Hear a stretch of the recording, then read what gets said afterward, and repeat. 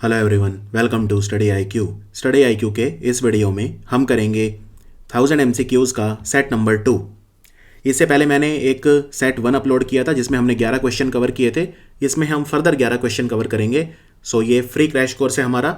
हालांकि हमारा एक पेड कोर्स भी आता है जिसके बारे में आप ज़्यादा जानकारी हमारी ऐप डाउनलोड करके ले सकते हैं, और हमारी ऐप पर और भी बहुत सारे फ्री वीडियोज़ UPSC के लिए अवेलेबल हैं। चलिए लेट्स स्टार्ट द वीडियो। इनमें से कौन सा स्टेटमेंट करेक्ट है? नेशनल पार्क्स के बारे में, जो राष्ट्रीय उद्यान होते हैं, इनके बारे में कौन सा स्टेटमेंट ठीक है? नेशनल पार्क को सिर्फ जो सेंट्रल गवर्नमेंट होती है वो डिक्लेयर कर सकती है। दूसरा, नेशनल पार्क की जो बाउंड्रीज होती हैं उन्हें ऑल्टर नहीं किया जा सकता बिना पार्लियामेंट के द्वारा कानून बनाए, बिना कानून बनाए, राइट। सो इनमें से कौन सा स्टेटमेंट ठीक है? देखो, नेशनल पार्क और वाइल्ड लाइफ सेंचुरी मेनली तो दो चीज़ हैं, और एक टाइगर रिजर्व भी होता है। और जो नेशनल पार्क होता है वो सेंट्रल गवर्नमेंट और स्टेट गवर्नमेंट दोनों डिक्लेयर कर सकते हैं, तो पहला स्टेटमेंट गलत है। दूसरा, नेशनल पार्क की जो बाउंड्री है वो ऑल्टर नहीं हो सकती except on a resolution passed by the state legislature, तो ये भी गलत है। अगर राज्य की लेजिस्लेचर जो है या विधानसभा वो उसकी बाउंड्री को चेंज करने के लिए रेजोल्यूशन पास करे तभी उसकी बाउंड्री चेंज हो सकती है। तो दोनों स्टेटमेंट इसमें गलत हैं, तो आंसर है ऑप्शन डी यानी नन। वाइल्ड लाइफ सेंचुरी और नेशनल पार्क में ये डिफरेंस होता है। एक्चुअली नेशनल पार्क में जो रेस्ट्रिक्शन होते हैं वो ज़्यादा होते हैं compare to wild life sanctuary. और कोई भी वाइल्ड लाइफ सेंचुरी या नेशनल पार्क जब प्रोजेक्ट टाइगर के अंडर आ जाता है तो हम उसे फिर टाइगर रिजर्व बोल देते हैं। क्लियर? तो इसका आंसर है ऑप्शन डी। इनमें से कौन सा पोर्टल है जो हमारे ministry of housing and urban affair ने लॉन्च किया? इस पोर्टल पर एक सिंगल विंडो प्रोवाइड की गई है जिसमें बहुत सारी सर्विसेज, जैसे कि सरकारी जो रेजिडेंशियल एकोमोडेशन है उनकी अलॉटमेंट, या जो ऑफिस स्पेस अलॉटमेंट होता है गवर्नमेंट ऑर्गेनाइजेशंस को, वो इस पोर्टल के थ्रू किया जाएगा हमारे ministry of housing and urban affair यानी आवास और शहरी मामलों के मंत्रालय के द्वारा। तो इस पोर्टल का नाम क्या है? इसमें सरकारी जो घर होते हैं या सरकारी ऑफिस, उनका अलॉटमेंट उनको डिस्ट्रीब्यूट किया जाएगा। सो आपके ऑप्शन है ई संपदा, ई धरती जियो, धरानी या भूधार। चारों ऑप्शन बहुत अच्छे हैं। इसका आंसर है ई संपदा। ओके, और ई धरती जियो भी लॉन्च किया था इसी मिनिस्ट्री ने, ministry of housing and urban affair. और धरानी पोर्टल जो है ये बेसिकली तेलंगाना सरकार का पोर्टल है लैंड रिकॉर्ड्स मैनेजमेंट के लिए, और भूधार पोर्टल आंध्र प्रदेश गवर्नमेंट का पोर्टल है लैंड रिकॉर्ड्स मैनेजमेंट के लिए। सो ई धरती जियो पोर्टल क्यों लॉन्च किया था हाउसिंग अर्बन अफेयर मिनिस्ट्री ने? It aims to integrate legacy drawings such as map and lease plans in the management information system and make it GIS enabled. आपके जो भी मकान हैं, घर हैं, ऑफिस हैं, उनका मैप क्रिएट किया जाएगा, राइट, और एक सॉफ्टवेयर में इंटीग्रेट कर दिया जाएगा जिससे वो GIS यानी जोग्राफिक इंफॉर्मेशन सिस्टम एनेबल हो जाए। इसके लिए लॉन्च किया था ई धरती जियो पोर्टल। इनमें से कौन सा सही मैच किया हुआ है? अगेन गवर्नमेंट स्कीम पे क्वेश्चन है। गवर्नमेंट पोर्टल और वेबसाइट में क्या फ़र्क होता है पता है आपको? एक्चुअली एक डेडिकेटेड वेबसाइट किसी जब एक काम के लिए होती है तो हम उसे पोर्टल बोल देते हैं। आप इनको इंटरचेंजेबली भी यूज़ कर सकते हैं। सबसे पहला है स्वास्थ्य पोर्टल। इसको लॉन्च किया था मिनिस्ट्री ऑफ ट्राइबल अफेयर ने। सृजन पोर्टल को लॉन्च किया था मिनिस्ट्री ऑफ डिफेंस ने। सुरक्षा पोर्टल को लॉन्च किया था ministry of environment, forest and climate change ने। तो इनमें से ठीक कौन सा है? तो आइए देखते हैं। स्वास्थ्य पोर्टल जो है ये बेसिकली ट्राइबल न्यूट्रिशन के ऊपर है। जो ट्राइबल लोग हैं, हमारे जनजातीय लोग हैं, उनके न्यूट्रिशन के लिए है, और ये ट्राइबल अफेयर मिनिस्ट्री ने लॉन्च किया था। ये एक्चुअली ठीक है। आपको लग रहा होगा स्वास्थ्य नाम से कि मिनिस्ट्री ऑफ हेल्थ ने किया, नहीं, ये मिनिस्ट्री ऑफ ट्राइबल अफेयर ने ही किया था। सृजन पोर्टल को मिनिस्ट्री ऑफ डिफेंस ने किया था, ये भी ठीक है, डिफेंस प्रोक्योरमेंट के लिए यूज़ होगा ये। और सुरक्षा पोर्टल को ministry environment, forest, climate change ने किया था, ये भी ठीक है। सुरक्षा पोर्टल इसलिए लॉन्च किया था जिससे ह्यूमन एलिफेंट कन्फ्लिक्ट ना हो, ह्यूमन एलिफेंट कन्फ्लिक्ट को प्रिवेंट करने के लिए किया था। तो तीनों ठीक है, तो कोई मैच नहीं कर रहा, तो इसका आंसर डी हो गया यानी नन, राइट। तो जो चारों ऑप्शन है इनमें करेक्ट कोई भी नहीं है, क्योंकि इसमें होना चाहिए था all, right, all are correct. Moving to the next question. इनमें से इंडिया ने जो एंटी सैटेलाइट मिसाइल लॉन्च किया था उसके बारे में क्या ठीक है? एंटी सैटेलाइट मिसाइल लॉन्च, ये जो दूसरे सैटेलाइट हैं उन्हें लो अर्थ ऑर्बिट में टारगेट करेगा एज एन इंटरसेप्टर मिसाइल। इसकी वजह से जो लोअर एटमॉस्फेयर है उसमें स्पेस डेब्री इंक्रीज हो सकता है। देखो एक यूनिक टेस्ट हमने किया था, इसका नाम था मिशन शक्ति। और मिशन शक्ति ये था कि हमें वो कैपेबिलिटी चाहिए थी कि हम दूसरे कंट्री के सैटेलाइट उन्हें तबाह कर सकें ऑर्बिट्स में, राइट। ये कैपेबिलिटी सिर्फ 3 कंट्रीज़ के पास है, अमेरिका, रशिया और China. So India 4th country बना है जिसके पास ये कैपेबिलिटी आ गई है। तो पहला ऑप्शन इसमें ठीक है। ये लो अर्थ ऑर्बिट में टारगेटेड मिसाइल को एक इंटरसेप्टर मिसाइल की तरह टारगेट करेगा और उसे डिस्ट्रॉय कर देगा। लेकिन दूसरा ऑप्शन गलत है कि इसकी वजह से स्पेस डेब्री इंक्रीज होगा, क्योंकि ये लो अर्थ ऑर्बिट में होगा तो स्पेस डेब्री इसकी वजह से इंक्रीज नहीं होगा और जो भी डेब्री होगा वो वापस धरती के एनवायरनमेंट में आ जाएगा। तो इसमें सिर्फ फर्स्ट ठीक है, तो आंसर है 1 ओनली इज करेक्ट। और इसका नाम मिशन शक्ति था, ये भी ध्यान रखिए। भारत की सरकार का एक प्रोग्राम है innovate in India program. Innovate in India program entrepreneurship और इंडिजिनस मैन्युफैक्चरिंग को प्रमोट करने के लिए है, उद्यमिता और आत्मनिर्भरता को प्रमोट करने के लिए है। तो ये इनमें से कौन से प्रोग्राम का पार्ट है? National mission for sustainable agriculture, Atal innovation mission, national bio pharma mission या स्टैंड अप इंडिया? किसका पार्ट है इनोवेट इन इंडिया प्रोग्राम? याद रखिए ये पार्ट है नेशनल बायो फार्मा मिशन का।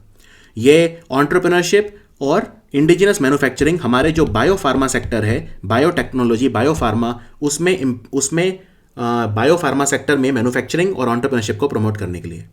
So national bio pharma mission ये इंडस्ट्री अकेडमिया कोलैबोरेटिव मिशन है। 2017 में लॉन्च हुआ था ये। इसको वर्ल्ड बैंक ने फंड किया हुआ है 50% और इसको इंप्लीमेंट करता है BIRAC, biotechnology industry research assistance council, जिसको हम बिरैक बोलते हैं। इनमें से कौन सा सही मैच किया हुआ है, करेक्ट मैच किया हुआ है? Environment ecology.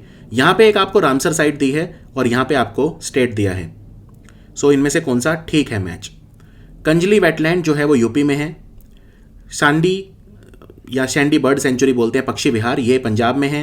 नंदुर मधमेश्वर जो सेंचुरी है या लेक है ये महाराष्ट्र में है। तो इनमें कौन सा ठीक है? देखो इंडिया में पहले 37 रामसर साइट थे और ये जो रामसर सिटी है ये ईरान में है। यहाँ पे रामसर कन्वेंशन साइन हुआ था 2 फरवरी को और इसलिए हम 2 फरवरी को वर्ल्ड वेटलैंड डे के रूप में मनाते हैं। So 2 February is the world wetland day. India में 37 रामसर साइट्स थे, 5 अभी और बने हैं लेटेस्ट इसी साल, तो अब हो गए हैं 42। और जो ये 5 नए बने हैं ये आपको पता होने चाहिए। सबसे पहले सोकार लेक जो लद्दाख में है ये बना है, और ये याद रखिए लद्दाख का दूसरा रामसर साइट है। इससे पहले लद्दाख में सो मोरिरी लेक वहाँ का पहला रामसर साइट था, राइट। उसके बाद आसान कंजर्वेशन रिजर्व जो उत्तराखंड में है ये रामसर साइट बना है। महाराष्ट्र में लोनार लेक है एक बुल्धाना डिस्ट्रिक्ट में, ये भी रामसर साइट बना है अभी अभी। फिर बिहार के बेगूसराय में एक कांवर लेक है, ये भी रामसर साइट बना है, राइट। और एक आगरा है यूपी, वहाँ पे कीथम लेक है जिसे सुर सरोवर भी बोलते हैं, ये भी रामसर साइट बना है। तो ये 5 नए रामसर साइट बने हैं, तो टोटल इंडिया में अब 42 रामसर साइट हो गए हैं।